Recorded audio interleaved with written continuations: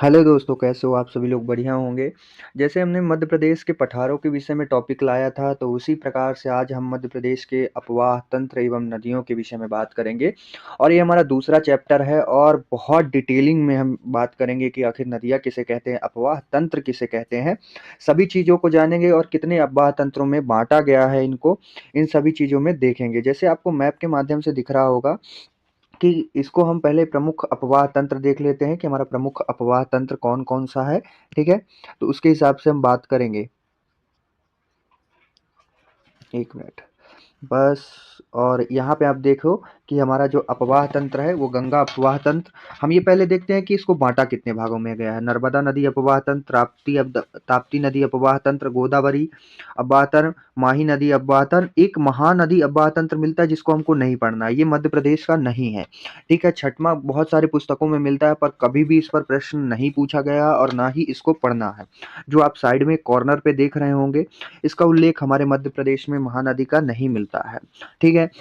अब अपवाह तंत्र वगैरह क्या होते हैं सब जानेंगे, एकदम डिटेलिंग वीडियो लेके आया हूँ। नदियाँ क्या हैं, हर एक चीज़ बताऊंगा। ठीक है, सबसे पहले आपको मैप में समझ लेना है कि गंगा नदी अपवाह तंत्र के क्षेत्र के अंतर्गत कौन कौन सी नदियाँ गंगा नदी पर जाकर मिल जाती हैं। ये गंगा नदी के इधर जितने भी नदियों का उद्गम होता है वो सब जाके गंगा अपवाह तंत्र में मिल जाती हैं इधर। ठीक है। आपको माही नदी पर देखना है, माही नदी अपवाह तंत्र, फिर दूसरी बड़ी नर्मदा नदी अपवाह तंत्र को देखना है। ठीक है। तीसरी गोदावरी नदी अपवाह तंत्र को देखना है। वहीं पे हमारी चौथी जो एक और है वो है माही नदी अपवाह तंत्र है। ठीक है। सॉरी, ताप्ती नदी अपवाह तंत्र को देखना है। यहाँ पे एक ताप्ती नदी अपवाह तंत्र है जिसको हम आगे मैप के माध्यम से मैं पूरी डिटेलिंग वीडियो से समझाऊंगा कि आखिर क्या है कैसा है। ठीक है, चलिए अब इसके थोड़ा इसको पढ़ते हैं कि आखिर ये है क्या, कैसा इसका विशेष। मध्य प्रदेश की नदियाँ एवं अपवाह तंत्र हमने ये टॉपिक लेके आया है। चलिए पढ़ते हैं कि आखिर है क्या चीज़, जानेंगे। किसी भी राज्य की सभ्यता, संस्कृति एवं आर्थिक विकास में नदियों का महत्वपूर्ण योगदान रहता है। नदियाँ सिंचाई, पेयजल, विद्युत उत्पाद, मत्स्य पालन, जल परिवहन एवं व्यापार आदि में अपना महत्वपूर्ण योगदान देती हैं। प्राचीन काल में अनेक धार्मिक स्थल, सांस्कृतिक एवं व्यापारिक केंद्र नदियों के किनारे स्थापित किए जाते थे। मध्य प्रदेश का अधिकांश क्षेत्र पहाड़ी पठारी होने के कारण बहुत सी नदियां उद्गम स्थल हैं, इसीलिए मध्य प्रदेश की नदियों को मायका कहा जाता है। मध्य प्रदेश को नदियों का मायका भी कहा जाता है, ये बहुत बार प्रश्न पूछा गया है, आप इसको नोट कर लीजिएगा। ठीक है, मध्य प्रदेश में नदियों का अपवाह तंत्र, ठीक है, इसको समझेंगे। सबसे पहले मैं आपको बता दूं, लगभग मध्य प्रदेश में 208 से भी ज्यादा नदियां निकलती हैं। ठीक है, छोटी बड़ी सब मिला के 208 से भी ज्यादा नदियां निकलती हैं। चलिए आगे रीड करते हैं। नदियों व उनकी सहायक नदियां की जल धाराओं द्वारा निर्मित जल प्रवाह की व्यवस्था को अपवाह तंत्र कहलाती है। अब अपवाह तंत्र आपको ये बुक के आधार पर दे दिया है। ठीक है, मैं इसको बहुत शॉर्ट में समझाऊंगा, आगे मैंने इसकी पीडीएफ बना के रखी है। आपको पहले एक लिखने के उद्देश्य से जो है मैंने इसको फ्रंट पे सामने लाया है और इसको बहुत आसान शब्दों में समझाऊंगा कि अपवाह तंत्र होते क्या है। ठीक है, यह एक तरह का जलांतर नेटवर्क है जिसमें नदियां एक दूसरे से मिलकर जल एवं दिशा मार्ग बनाती हैं। वो सब बहुत आसान शब्द में अगर समझना चाहो तो यही समझ आ जाएगा, पर मैंने इसको और भी आसान कर दिया है। ठीक है, मध्य प्रदेश में की नर्मदा और ताप्ती तथा माही नदी को छोड़कर सभी नदियां अन्य नदियों में मिल जाती हैं, अर्थात वे समुद्र तक नहीं जाती हैं। ये भी बहुत खास बात, जो समुद्र तक भी नहीं पहुंचती हैं। राज्य की नदियां पर मिलकर जल ग्रहण क्षेत्र बनाती हैं, जैसे गंगा तंत्र है, नर्मदा तंत्र है, ताप्ती नदी तंत्र है, गोदावरी तंत्र है। इसके अलावा माही तथा महानदी बेसिन है। महानदी वैसा कहा जाए तो महानदी का कोई उल्लेख हमारे इधर नहीं मिलता है, पर देखते हैं, इसको पढ़ेंगे नहीं हम लोग, क्योंकि ये हमारे उसमें से क्वेश्चन नहीं बनता है और पढ़ना भी नहीं चाहिए। ठीक है, इसका मध्य प्रदेश में कोई भी उल्लेख नहीं मिलता है, मैंने पहले ही आपको बता दिया। कुछ भाग में की राजसीमा में आदि में गंगा अपवाह तंत्र का सबसे बड़ा अपवाह तंत्र है, इसको भी देख लीजिएगा, इसको नोट भी कर लीजिएगा, बताऊंगा। इसकी पूरी पीडीएफ बहुत सरल भाषा में रखी हुई है, मैं स्लाइड बाय स्लाइड आपको समझाते हुए पढ़ाते जाऊंगा कि कहाँ से कौन सी नदी निकली है। राज्य का अधिकांश जलीय स्तर तंत्र प्रवाहित होता है। ठीक है, अब थोड़ा सा यहाँ पे आप देखोगे इस डायग्राम पे कि ये क्या चीज है, मैंने इसको क्यों लाया है। इसको भी समझने के लिए हमारे पास बहुत सारे आसान भाषा में इसको हम समझेंगे कि मध्य प्रदेश द्वारा बनाए गए अववाह प्रतिरूप, मतलब जब नदियां बहती हैं कौन सा प्रतिरूप बनाती है। राज्य की अधिकांश नदियां प्रच्छाव वृक्षाभ जो है प्रतिरूप है। ठीक है, ज़्यादातर इसको नर्मदा के लिए क्वेश्चन बनता है। प्रस्तुत करती है इस तरह की प्रतिरूप बहने वाली प्रमुख नदियाँ सोन, गोपद, बनास, नर्मदा, सहायक नदियाँ मालवा क्षेत्र में अधिकांश नदियाँ हैं। ठीक है, नर्मदा और ताप्ती नदियाँ अनुगामी हैं। अब ये अनुगामी क्या है, ये सब समझ में आएगा आपको, मैंने डिटेल पे रखा है, मैं आगे बताऊंगा कि अनुगामी का मतलब क्या होता है। चंबल नदी जो है अध्यारोपित, अध्यारोपित का मतलब क्या होता है। सोन नदी जो है कैसा है, आयताकार है, ये तो आप समझ ही गए होंगे। ठीक है, रेक्टेंगल आयताकार वाला, पर मैं इन दोनों चीज़ों को समझाऊंगा कि अनुगामी और अध्यारोपित क्या है। चलिए अगली स्लाइड पे देखते हैं। ठीक है, एक मिनट, अगली स्लाइड पे हमारा देखेंगे कि क्या है। ठीक है, अपवाह तंत्र, मैंने बोला था कि अपवाह तंत्र, ड्राइनेज सिस्टम, ठीक है ना। ड्रेनेज सिस्टम को मैंने बताया था, ड्रेनेज सिस्टम क्या है, किसी क्षेत्र में गिरने वाले वर्षा जल नदियां, झीलें, नाले, छोटे बड़े जलधाराएं मिलकर जिस प्राकृतिक प्रणाली से पानी एवं समुद्र, झील या नदी में ले जाती हैं उसे ही अपवाह तंत्र कहते हैं। मेरा मेरा कहना तो आपको समझ में आ ही गया होगा कि अब आपको इतनी शॉर्ट में रखा, अगर इसको मैं और साधारण भाषा में चलिए आपको समझाता हूँ कि ये है काश। सरल शब्दों में इसको हम समझें तो अगर ये अपवाह तंत्र है क्या, ठीक है, किसी इलाके की सारी नदियां और जल धाराएं मिलकर पानी को जहां ले जाती हैं वही अपवाह तंत्र है। आई होप आपको ये समझ में आ गया होगा। अब इससे भी शॉर्ट में कोई भी आपको नहीं समझा सकता है कि क्या है ये। ठीक है, मैं एक थोड़ा सा छोटा सा चित्र करके बताता हूँ कि जैसे ये एक नदी आ रही है यहाँ से, एक मिनट, जैसे एक ये नदी आ रही है, एक ये जो नदी आ रही है दूसरी इधर से, एक तीसरी नदी यहाँ से आ रही है, चौथी नदी यहाँ से आ रही है, इसी को अपवाह तंत्र कहा जाता है। ये जो क्षेत्र है ना, इसी को अपवाह तंत्र कहते हैं। ठीक है ना, विभिन्न नदियाँ मिलकर अपवाह बनाती हैं। ठीक है, अलग। चलिए दूसरी स्लाइड पे देखते हैं क्या है। अनुगामी, मैंने बताया था कि अनुगामी और अध्यारोपित का मतलब मैंने आयताकार के लिए भी ले आया है। ठीक है, रेक्टेंगल आयताकार आकार वाला, इसको आप समझ गए होंगे। ठीक है, अनुगामी का मतलब, इसका मतलब होता है क्रम से आने वाला, एक के बाद एक लगातार जुड़ा हुआ। ठीक है, आपको आई होप ये समझ में आ रहा होगा। दूसरा क्या है, अध्यारोपित, इसका अर्थ है किसी वस्तु के ऊपर रखा हुआ, एक दूसरे पर चढ़ा हुआ, ओवरलैप किया हुआ। ठीक है, ये भी समझ में आ ही गया होगा। ठीक है, चलिए अगली स्लाइड पे देखते हैं कि अब हमारा प्रश्न है कि नदियां किसे कहते हैं। कोई भी आपसे पूछ दे कि नदियां किसे कहते हैं तो क्या आप बताओगे। ठीक है ना, तो निरंतर बहती हुई जलधारा को नदियां कहते हैं। ये बहुत डीप में क्वेश्चन इंटरव्यू वगैरह में भी पूछ दिया जाता है कि नदियां किसे कहते हैं। निरंतर बहती हुई जलधारा को, जिसमें जिस नदी में निरंतर जल बह रहा है, ठीक है ना, निरंतर जल बह रहा है, उसी को नदियां कहेंगे। निरंतर बहती हुई जलधारा को नदियां कहते हैं। ये नहीं कि जो नदी बनी है वो गर्मी मास में सूख जाए उसे भी नदी कहेंगे, नहीं कहेंगे उसे। ठीक है, वो छोटी नदियां हो जाती हैं। ठीक है, मध्य प्रदेश में अपवाह तंत्र का वर्णन कीजिए। नदियों के मायका के नाम से प्रसिद्ध मध्य प्रदेश से अनेक नदियां उद्गमित होकर विभिन्न राज्यों में प्रवाहित होती हैं। ये नदियां राज्य की संस्कृति, सभ्यता और अर्थव्यवस्था की रीढ़ मानी जाती हैं। इन नदियों को 5 अपवाह तंत्र में विभाजित किया गया है। ये मैंने आपको स्लाइड में लेके आया है इसलिए क्योंकि इसको मैंने आसान भाषा में किया है, वो बुक का था, जिससे आपको समझ में ना आए तो मैंने इसको और अपने नोट्स से जो है इसको आसान किया है। चलिए अगले में देखते हैं क्या है। ठीक है, अब हम इसको समझेंगे कि गंगा अपवाह तंत्र क्या है। और अपवाह तंत्र मैंने जैसे आपको फर्स्ट में ही दिखाया था मैप के माध्यम से। ठीक है, ये जो हमारा गंगा अपवाह तंत्र है, हम इस ऊपरी क्षेत्र को पूरा समझेंगे कि ये गंगा अपवाह तंत्र आखिर है क्या। ठीक है, हम पहले आज गंगा अपवाह तंत्र को पहले समझेंगे, फिर पूरे सभी को समझेंगे कि क्या है। चलिए देखते हैं हमारा गंगा अपवाह तंत्र। ये है गंगा अपवाह तंत्र। गंगा अपवाह तंत्र की विशेषताएं हम पहले देखेंगे, फिर उसके बाद इसको मैप के माध्यम से समझेंगे। देश देश व, ये वहाँ यहाँ पे हुआ होगा, देश व प्रदेश का सबसे बड़ा अपवाह तंत्र, प्रदेश में क्षेत्रफल लगभग 1,42,250 वर्ग किलोमीटर है, राज्य के उत्तर पूर्वी क्षेत्र में स्थित है। इसके मध्य प्रदेश में 3 नदी उपतंत्र हैं।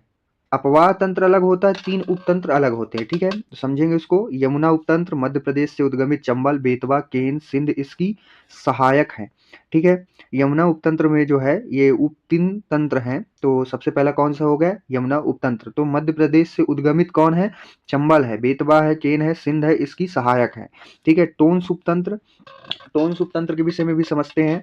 ठीक है, टोन्स उपतंत्र उद्गम मैहर के तमस कुंड से है। मुहाना कहाँ होता है, उत्तर प्रदेश, सिरसा गंगा में मिलता है। सहायक नदियां बीहड़ और सेलार है। चलिए दूसरा टॉपिक देखते हैं कि तीसरा जो है सोन उपतंत्र, तीसरा जो कौन सा है तो सोन उपतंत्र है।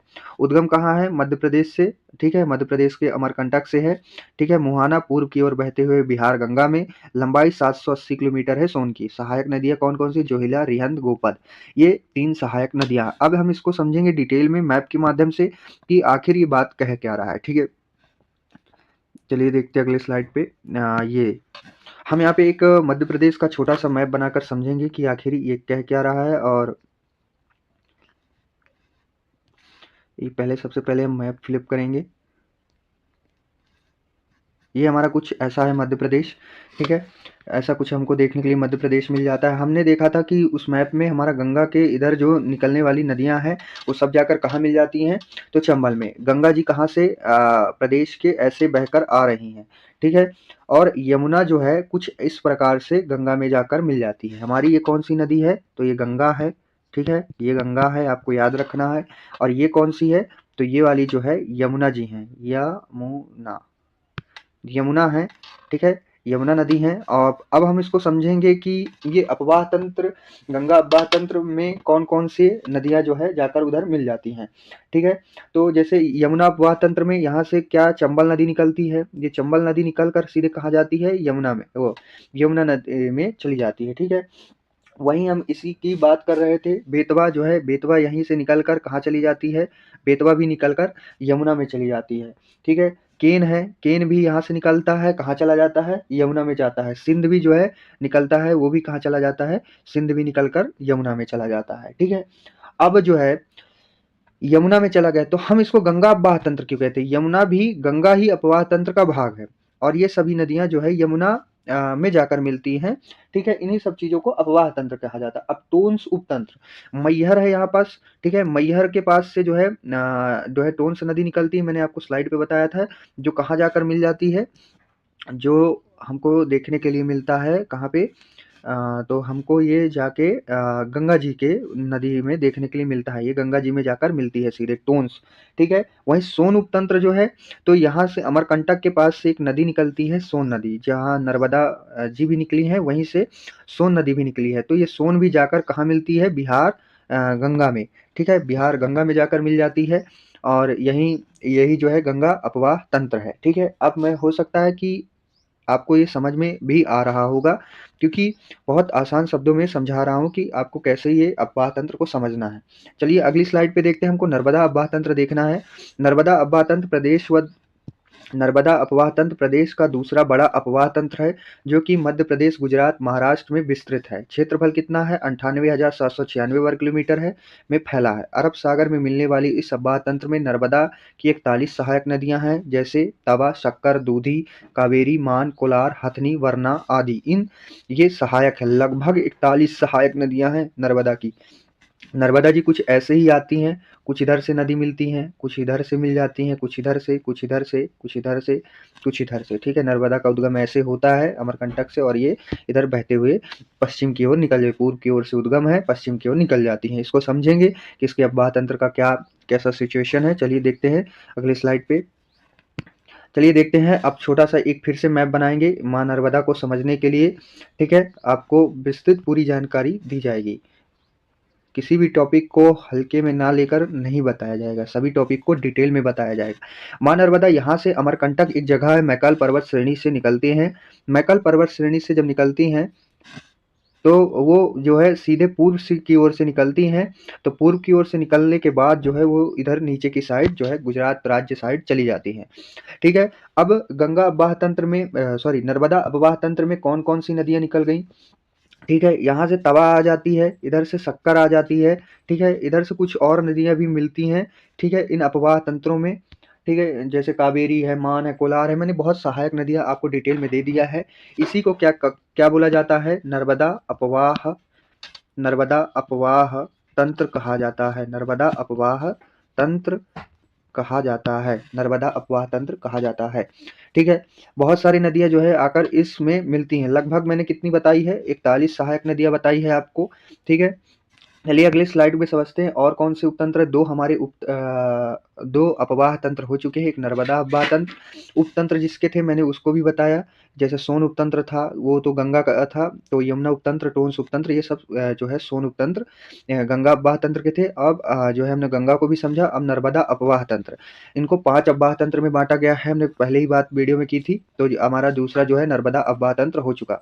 अब तीसरे की हम बात करेंगे, गोदावरी अपवाह तंत्र, ठीक है। गोदावरी अपवाह तंत्र क्या है? तो गोदावरी अपवाह तंत्र के विषय में बात करेंगे। ये मध्य प्रदेश के दक्षिण में स्थित है। इसको समझेंगे कि कैसे ये दक्षिण में स्थित है। प्रदेश का सबसे छोटा अपवाह तंत्र है, प्रदेश का सबसे छोटा अपवाह तंत्र है। प्रदेश में इसका क्षेत्रफल 633 वर्ग किलोमीटर में है। यह मध्य प्रदेश, महाराष्ट्र, उड़ीसा में विस्तृत है। यह बंगाल की खाड़ी का अपवाह तंत्र है। मध्य प्रदेश में उद्गमित वेनगंगा, वर्धा, कन्हार, पेंच, बामनथड़ी आदि नदियां इस अपवाह तंत्र का भाग हैं। ठीक है, इसको समझते हैं कि ये कैसा क्या है। ठीक है, इस स्लाइड में हम फिर से एक मैप बनाएंगे और इसको समझेंगे कि आखिर ये अपनी बात क्या कह रहा है। ठीक है, ये मध्य प्रदेश हमारा कुछ इस प्रकार बन गया और ज़्यादा ही कुछ बड़ा हो गया। इसको अभी हम थोड़ा मिटाते हैं, फिर से एक मैप बनाएंगे। ठीक है, एक मैप बनाने के बाद थोड़ा सा हम इसको छोटा बनाएंगे, जिससे हम इसको दक्षिण में समझा सके कि आखिर हमारा मध्य प्रदेश कैसा है, आखिर मध्य प्रदेश हमारा दक्षिण में कैसा है, इसको समझाएंगे। ठीक है, अब जो है ये निकलती है। अब गोदावरी अपवाह तंत्र को हमको समझना है। ठीक है, ये मध्य प्रदेश का दक्षिणी भाग इधर लगता है, उत्तरी भाग ये है, पूर्वी भाग ये है, पश्चिमी भाग ये है। आप सभी लोग जानते हैं मध्य प्रदेश का उत्तर पूर्वी क्षेत्र क्या कहलाता है। ठीक है, गोदावरी जो नदी है वो यहाँ से ऐसे कुछ भाग से निकलती है और ये नीचे की ओर प्रवाहित होती हैं। ठीक है, अब गोदावरी में बहुत सारी मध्य प्रदेश की नदियां निकल कर, इसी को गोदावरी अपवाह तंत्र भी कहा जाता है। ठीक है, ये गोदावरी में जाकर मिल जाती हैं। अब कौन-कौन सी नदियाँ हैं, इनको मैंने आपको डिटेलिंग में बता दिया है। इसका जो क्षेत्रफल है 633 वर्ग किलोमीटर है, मध्य प्रदेश, महाराष्ट्र, उड़ीसा में विस्तृत है। ठीक है, इसकी सहायक नदियों के विषय में मैंने बता दिया है कि कौन-कौन से हैं, तो वेनगंगा है, वर्धा है, कन्हार है, पेंच है, बामनथड़ी आदि मैंने आपको डिटेलिंग में दे दिया है पहले ही वो वीडियो को। चलिए अगले अपवाह तंत्र को, चौथे अपवाह तंत्र का देखते हैं। ये हमारा तीसरा हो गया है, ये हमारा तीसरा अपवाह तंत्र है। अब हम चौथे के ऊपर जाएँगे कि हमारा चौथा अपवाह तंत्र कौन-सा है, तो ताप्ती अपवाह तंत्र। यह अपवाह तंत्र प्रदेश के दक्षिण में स्थित है। इसका विस्तार मध्य प्रदेश, गुजरात, महाराष्ट्र में इसका प्रदेश की कहाँ पे है, दक्षिण में ही है। गुजरात, महाराष्ट्र में इसका मध्य प्रदेश, गुजरात, महाराष्ट्र 3 राज्यों में विस्तार है। क्षेत्रफल कितना है, 65,000 वर्ग किलोमीटर लगभग के आसपास। ठीक है, और यही सही माना जाता है, किलोमीटर में विस्तृत है। प्रमुख नदियां ताप्ती, शिवा, पूर्णा, बोमई, गिरना आदि मध्य प्रदेश से निकलते हैं और अरब सागर अपवाह तंत्र में मिलते हैं। ठीक है, ये ताप्ती अपवाह तंत्र कहाँ मिलता है, जाकर अरब सागर में मिलता है। इसके सहायक नदियों को ध्यान में रखिएगा। चलिए इसको मैप के माध्यम से समझते हैं कि आखिर ये कह क्या रहा है। तो हम देखेंगे कि ये हम मध्य प्रदेश का मैप बनाते हैं कुछ इस प्रकार। ताप्ती नदी जो है कुछ ऐसे ही निकल कर और मध्य प्रदेश की बहुत सारी सहायक नदियों को अपने उसमें लेती है। ठीक है, हम ताप्ती नदी को समझेंगे कि ताप्ती लगभग यहाँ से करीब-करीब निकलती है। ठीक है, अभी हम समझेंगे कि इनकी डिटेलिंग क्या है और नदियों को भी अभी समझेंगे कौन सी जगह से कौन सी नदियाँ निकलती हैं। ठीक है, अभी यहाँ से ताप्ती जब निकलती है तो ये नीचे की ओर चली जाती है, तो बहुत सी सारी नदियाँ जैसे हैं तो ये यहाँ से आकर मिलती हैं, इधर से कुछ नदियाँ जाकर मिल जाती हैं। ठीक है, जैसे कौन-कौन सी नदियाँ मैंने बताया आपको, ताप्ती खुद है, शिवा है, पूर्णा है, बोमई है, गिरना आदि मध्य प्रदेश से निकलती हैं। इसका क्षेत्रफल कितना है, तो 65,000 वर्ग किलोमीटर है, लगभग 65,000 वर्ग किलोमीटर है। ठीक है, अगले ये हमारा चौथा अपवाह तंत्र हो चुका और पाँचवा अपवाह तंत्र हमारा कौन-सा है, चलिए देखते हैं पाँचवा अपवाह तंत्र कौन-सा है। तो पाँचवा अपवाह तंत्र हमारा माही है, जो लास्ट अपवाह तंत्र है। ठीक है, ये मध्य प्रदेश के पश्चिम में स्थित अपवाह तंत्र है, अरब सागर में मिलता है। मध्य प्रदेश में राजस्थान, गुजरात में स्थित है। इसका क्षेत्रफल लगभग 38,999 वर्ग किलोमीटर है। इसमें माही की सहायक नदियां चाप, सोम, अनास, जाखम आदि नदियां इस अपवाह तंत्र का निर्माण करती हैं। बहुत सरल भाषा में लिखा हुआ है, आप इसको नोट कर लीजिएगा। ठीक है ना, कोई कठिन शब्द भी ने यहाँ पे नहीं जोड़े हैं क्योंकि ये मेरे खुद के नोट्स हैं। ठीक है, और मैंने बहुत सरल में आपको समझाया है इन सभी चीज़ों को। ठीक है, इसको चलिए मैप के माध्यम से समझा देता हूँ कि आखिर ये क्या रहा है। माही अपवाह तंत्र जो है हमारा कहाँ से निकलता है, तो माही अपवाह तंत्र को हम समझेंगे तो ये हम मैप अपना मध्य प्रदेश का उसी तरह बनाएंगे। ठीक है, अभी मैप अच्छे से बनता है पर यहाँ पे थोड़ा डिस्टर्ब हो ही जाता है। चलिए, ये माही जो है कुछ यहाँ से निकलती है और ये कुछ ऐसे ही रेक्टेंगल पर जाती है, फिर मध्य प्रदेश को पार करती है और ऐसे निकल जाती है। ठीक है, ये माही नदी है। ठीक है, माही नदी है जिसे अपवाह तंत्र में भी रखा गया है। इसमें बहुत सारी नदियाँ आकर मिल जाती है। मध्य प्रदेश की भी बहुत सारी नदियाँ निकलती हैं। जैसे कौन-कौन से हो गए, चाप हो गया, चाप इधर से आ गई, सोम आ गया, जाखम है, बहुत सारी नदियाँ आकर इससे निकलती हैं। इसका क्षेत्रफल कितना है? 38,999 वर्ग किलोमीटर पर है, वर्ग किलोमीटर पर है। ठीक है, और जो है हम नदियों के लिए अलग से एक टॉपिक और लाने वाले हैं। अभी हमारा क्लास 1 है जिसमें हमने आपको पूरा समझाया डिटेलिंग वीडियो से कि अपवाह तंत्र क्या होते हैं। ठीक है, अभी हमारा दूसरा क्लास नदियों पर रहेगा। हमने पहले क्लास में जो है अपवाह तंत्र को समझा है, एकदम डिटेलिंग वीडियो था, और जो है अभी अपवाह तंत्र को हम समझेंगे, सॉरी नदियों को समझेंगे, कौन सी नदियाँ कहाँ से निकलती हैं। हमने आज अपवाह तंत्र को समझा है कि हमारे मध्य प्रदेश में कितने अपवाह तंत्र हैं। तो आपको याद रखना है 5 अपवाह तंत्र है। आई होप कि इस वीडियो के माध्यम से आपको पूरे अपवाह तंत्र समझ में आ गए होंगे और बहुत सरल भाषा मैंने प्रिंट किया है। ठीक है, जिससे आपको समझ में आ जाए। ठीक है, जहाँ पे कठिन शब्द था उसे भी मैंने समझाने का प्रयास किया है कि अपवाह तंत्र क्या होते हैं, सरल शब्दों में भी समझाया। अनुगामी, अध्यारोपित, आयताकार क्या क्या है, नदियाँ किसे कहते हैं।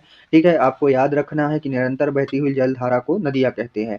ठीक है, मध्य प्रदेश के अपवाह तंत्र का वर्णन कीजिए, पहला प्रश्न हमारा यही बनता है था। तो हमने मध्य प्रदेश को नदियों की विशेषताएं भी बताई है। ये हमारे जितने भी ये रेड कलर पे आपको मैं प्रिंटेड नोट्स देता हूँ, मतलब ये मेरे नोट्स लिखे हुए हैं। ठीक है, एमपीपीएससी जीएस वाला आपको बहुत सरल माध्यम से तैयारी करवाएगा, जिससे आपको पूरी तरह समझ में आ जाए। ठीक है, चलिए अगली वीडियो के लिए आप कल मिलते हैं। फिर जो है अगली वीडियो हमारी नदियों पर होगा। हम नदियों को समझाएंगे कौन सी नदी कहाँ से निकलती है, मैप के ही थ्रू हम आपको समझाने का प्रयास करेंगे जिससे कोई कठिनाई ना आए। चलिए, वीडियो अच्छी लगी हो तो लाइक और चैनल को सब्सक्राइब जरूर करिएगा।